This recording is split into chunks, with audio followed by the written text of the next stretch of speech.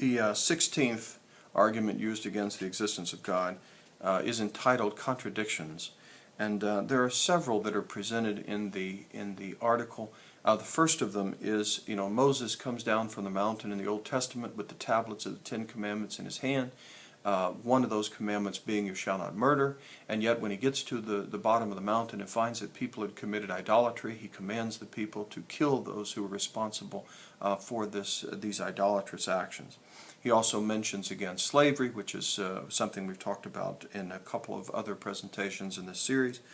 And then finally he concludes his argument by making reference to the contradiction between God loving human beings and caring for his creation, and yet some human beings being condemned to everlasting torture in hell.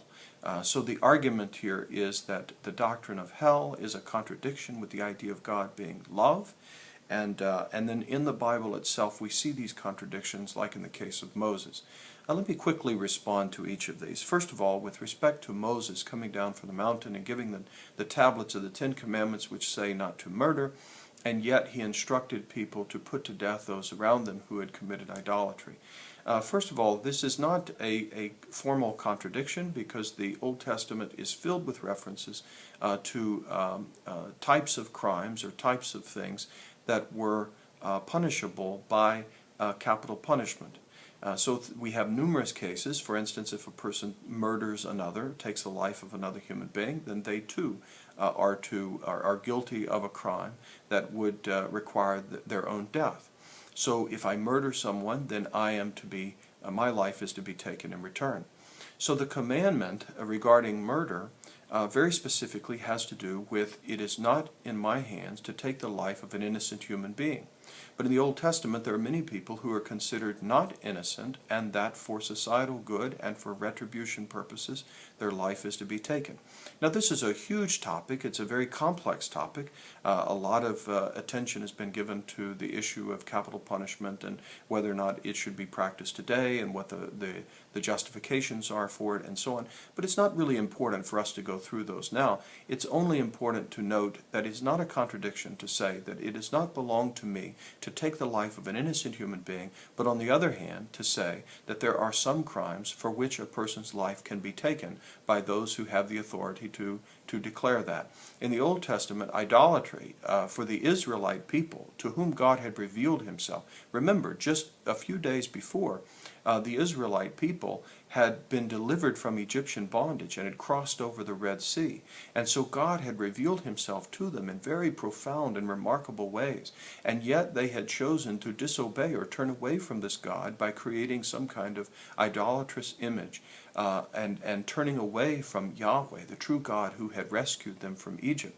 And so when Moses comes down from the mountain and commands them, gives them the commandments of God, they have committed a violation of the very first of the commandments, which is, I am the Lord your God who led you out of Egypt. You shall have no gods beside me. And therefore, if God chooses, through Moses, his representative here, to demand capital punishment for the violation of the first and greatest of the commandments, if God is the one who gave the command to do that, then there is not a contradiction with the other commandment. You might find it very difficult to understand or appreciate the commandment or the story, but it is not a formal contradiction. Secondly, with respect to hell, this is a deeply challenging topic. What I would want to point out with respect to hell is that in the Bible, hell is always presented in contrast to heaven or righteousness. In the Old Testament, for example, in the book of Daniel, it talks about a day when the dead would come out from the ground, both the just and the unjust, and that both the just and the unjust would come forth from the graves, and the dead who are wicked will arise to everlasting contempt, and the dead who were righteous will arise to everlasting life.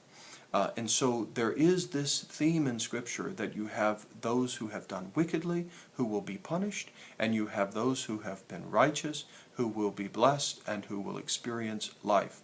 In the New Testament, we continue to have that contrast that's set up between the righteous and the unrighteous. The way that Jesus teaches, for example, in the Gospels, is to set these two in contrast with one another for the purpose of encouraging people to search for the way to life and the way to righteousness. In other words, hell is depicted in the Bible as the dark background as a way of highlighting the importance of using our freedom well. We are creatures made by God for a good purpose. God has invited us to everlasting life. But because we are truly free and can respond to God by saying yes, that also implies the possibility of saying no. And so a person could turn away from God and close in upon themselves and be doomed to everlasting selfishness and everlasting sort of contempt and darkness and despair because of what they have done to themselves. Hell is more of, I like how one author described it as it's really sort of our own self-dehumanizing, that we corrupt our own selves to the point that we don't want God and His love. We don't want God's grace. We don't want true happiness. And we corrupt and corrode from within by our own choice. God considered it, according to what we know and what we believe in the Christian faith, God considered it best to make free creatures who could participate in becoming what they will be by a free act of love and faith. God saw that best than to make a bunch of creatures who were already in their final condition or who were already perfected without any consideration of their own free acts.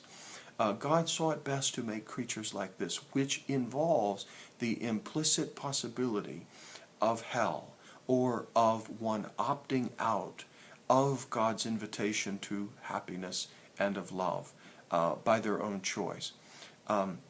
It may seem difficult, and there are lots of questions that arise certainly in our minds, but what we should never forget is that hell is a reminder of heaven.